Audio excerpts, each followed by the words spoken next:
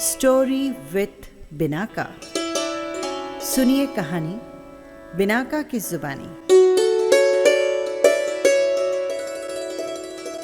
तो लीजिए, हाजिर है सूरत राजा और गोपवती की कथा।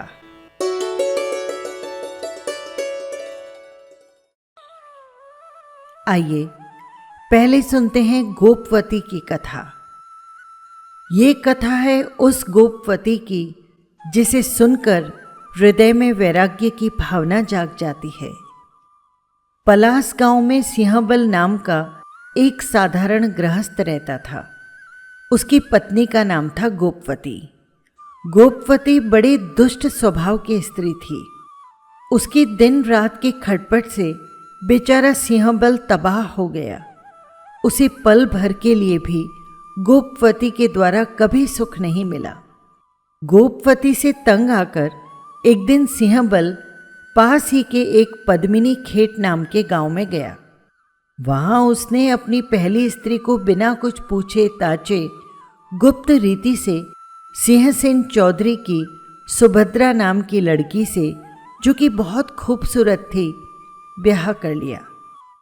किसी तरह ये बात गोपवती को मालूम हो गई।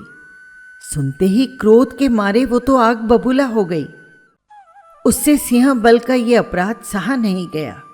वो उसे उसके अपराध की योग्य सजा देने की फिराक में लग गई। एक दिन शाम के कोई 7 बजे होंगे कि गोपवती अपने घर से निकलकर पद्मिनी खेत चली गई। उस समय कोई 11 बज गए होंगे। गोपवती सीधी सिंहसेन के घर पहुंची। घर के लोगों ने समझा कि कोई आवश्यक काम के लिए वो यहाँ आई होगी। सवेरा होने पर विशेष पूछताछ करेंगे, ये विचार कर वे सब लोग सो गए। गोपवती भी तब लोगों को दिखाने के लिए वहाँ पर सो गई, और जब सबको नींद आ गई तो स्वयं चुपके से उठी और जहाँ अपनी माँ के पास बेचारी सुभद्रा सोई थी, वहाँ पर पहुँच उस पापिन ने सुभद्रा का मस्तक काट लिया और उस मस्तक को लेकर रात में ही अपने घर पर चली आई। सवेरा होते ही ये हाल सिंहबल को मालूम हुआ। सुभद्रा के मुर्दे को देख उसे बेहद दुख हुआ।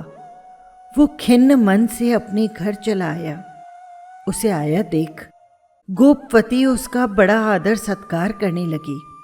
बड़ा स्नेह प्रकट कर उसे भोजन करवाने लगी।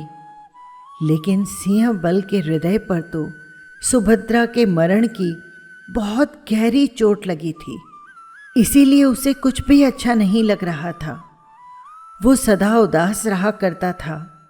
और सच भी है, एक महादुखी को भोजन वगैरह में क्या प्रीति होती होगी। सिंहबल की सुभद्रा के लिए ये दशा देख गोपवती का क्रोध और भी ज्यादा बढ़ गया।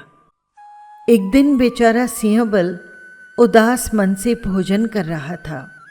ये देखकर गोपवती ने क्रोध से सुभद्रा का मस्तक लाकर उसकी थाली में डाल दिया और बोली, हाँ, बिना इसे देखे तो तुम्हें भोजन अच्छा नहीं लगता ना? लो, अब तो अच्छा लगेगा ना? सुभद्रा के सिर को देखकर सिंहबल कांप गया। वो बोला, हाय, ये तो महाराक्षसी है, महाराक्षसी है ये। इस प्रकार जोर जोर से चिल्लाकर डर के मारे भागने लगा। इतने में राक्षसी गोपवती ने पास ही पड़े हुए भाले को उठाकर सिंहबल की पीठ में जोर से दे मारा कि वो उसी समय तड़प तड़प कर वहीं ढेर हो गया। गोपवती के ऐसे घृणित चरित्र को देख और सुनकर बुद्धिमानों के लिए ये उचित है कि वे दुष्ट स्त्रियों पर कभी विश्वास ना करें। तो आइए अब सुनते हैं सूरत राजा की कथा। सूरत अयोध्या के राजा थे। इनके 500 पत्नियां थीं, जिसमें पट रानी का पद महादेवी सती को प्राप्त था। राजा का सती पर बहुत प्रेम था। वे रात दिन उनके साथ भोगों में आसक्त रहा करते थे। उन्हें राजकाज की चिंता न थी। अंतःपुर के पैरे पर रहने वाले सिपाही से उन्होंने कह दिया था, तुम सब सुन लो, जब कोई खास कार्य हो या कभी कोई साधु महात्मा यहाँ आए तो मुझे उसकी सूचना देना। वैसे मुझसे कुछ भी न कहने आना और न ही मुझे कोई परेशान करना। एक दिन पुण्योदय से 1 महीने के उपवास से दमदत्त और धर्मरुचि मुनि आहार के लिए राजमहल की तरफ पधारे। उन्हें देखकर द्वारपाल राजा के पास आए और उन्हें नमस्कार कर मुनि के आने का समाचार कहा। राजा इस समय अपनी प्राण प्रिया सती के मुख कमल पर तिलक रचना कर रहे थे। वे सती से बोले, प्रिय, जब तक तुम्हारा ये तिलक न सूखे मैं मुनिराज को आहार देकर बहुत जल्दी वापस आता हूँ। ये कहकर राजा चले गए। उन्होंने मुनि को भक्तिपूर्वक ऊंचे आसन पर बिठाकर नवदा भक्ति की और उसी के साथ पवित्र आहार करवाया, जो कि उत्तम सुखों को देने वाला है। दान, पूजा, व्रत, उपवास आदि से ही श्रावक की शोभा है और जो इनसे रहित हैं वे फल रहित वृक्ष की तरह निरर्थक समझे जाते हैं। इधर तो राजा ने मुनियों को दान देकर पुण्य उत्पन्न किया और उधर उनकी प्राण प्रिया अपने विशेष सुख के अंतराय करने वाले मुनियों का आना सुन बहुत दुखी हुई। उसने अपना भला बुरा न सोच मुनियों की निंदा करना शुरू कर दिया और उन्हें खूब मनमानी गालियां देने लगी। संतों का ये कहना व्यर्थ नहीं है कि इस हाथ दे उस हाथ ले। सती के लिए ये नीति चरितार्थ हुई।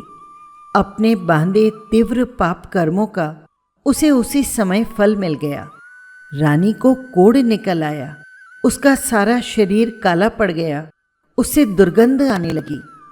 आचार्य कहते हैं, हलाहल विष खा लेना अच्छा है जो एक ही जन्म में कष्ट देता है, लेकिन जन्म जन्म में दुख देने वाली मुनि निंदा कभी नहीं करनी चाहिए, क्योंकि संत महात्मा तो व्रत, उपवास, शील आदि से भूषित होते हैं और सच्चे आत्महित का मार्ग बतलाने वाले हैं। वे निंदा करने के योग्य कैसे? पर ये ही गुरु अज्ञान अंधकार को नष्ट करते हैं, इसीलिए वे दीपक हैं। सबका हित करते हैं, इसीलिए बंधु हैं और संसार रूपी समुद्र से पार कराते हैं, इसीलिए कर्मशील खेवटियां हैं। अतः हर प्रयत्न द्वारा इनकी आराधना और सेवा करते रहना चाहिए। जब राजा मुनिराज को आहार देकर निवृत्त हुए तब अपनी प्रिया के पास आए। आते ही उन्होंने जैसे रानी का काला और दुर्गंधमय शरीर देखा तो वे अचंभे में पड़ गए। पूछने पर उन्हें उसका कारण मालूम हुआ। सुनकर वे बहुत खिन्न हुए। संसार, शरीर, भोग ये सब उन्हें अप्रिय जान पड़ने लगा। उन्हें अपनी रानी का मुनि निंदा रूप घृणित कर्म देखकर बड़ा वैराग्य हुआ।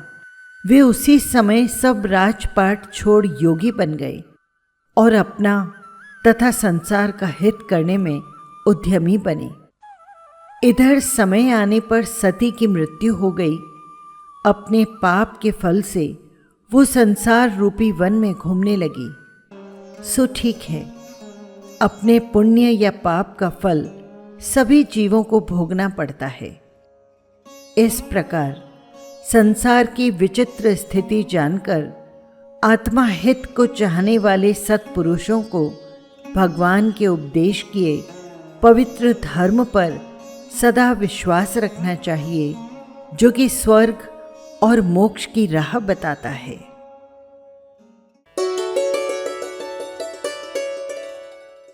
बस यही थी कहानी।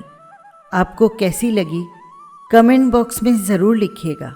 और हाँ, यदि आपने चैनल को सब्सक्राइब नहीं किया है तो कर लीजिएगा, जिससे हर कहानी सीधे पहुंच सके आप तक। फिर मिलेंगे किसी नई कहानी के साथ। जय जिनेंद्र।